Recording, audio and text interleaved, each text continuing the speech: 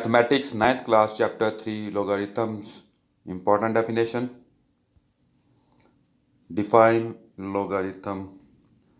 If a raised power x is equal to y, then x is called the logarithm of y to the base a and is written as log y base a is equal to x, where a greater than 0, a not equal to 1 and y greater than 0.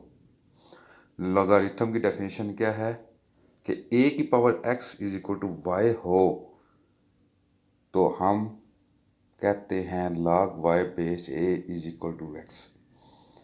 ये दोनों term एक जैसी हैं, एक exponential notation में है, एक logarithm notation में है। यानी a की power x is equal to y को log की शक्ल में लिखें तो log y base a is equal to x। इसी तरह log y base a is equal to x को एक्सपोनेंशियल नोटेशन में लिखें तो a power x is equal to y। Second definition, characteristics. The integral part of the logarithm of any number is called characteristic. Short definition है, important definition है. After this Mantissa, the decimal part of the logarithm of a number is called the Mantissa and is always positive. Mantissa हमेशा positive होता है, जबकि characteristic आपका negative भी आ सकता है और पॉजिटिव भी आ सकता है। इन पॉइंट से पहले जो हम लिखते हैं वो basically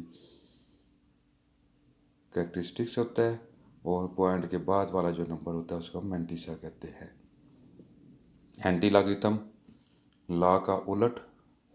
the number whose logarithm is given, यानी जिस नंबर का लॉगरिथम दिया हुआ होता है उसको हम एंटी लॉगरिथम कहते हैं।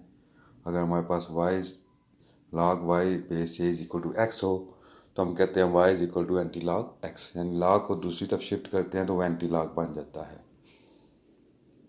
Scientific notation. Scientific notation is a convenient way to write large number and small numbers.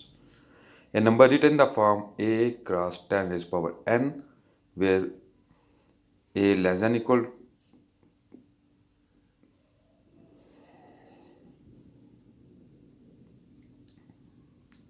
where a greater than or equal to 1 and less than 10, and n is an integer and is called a scientific notation.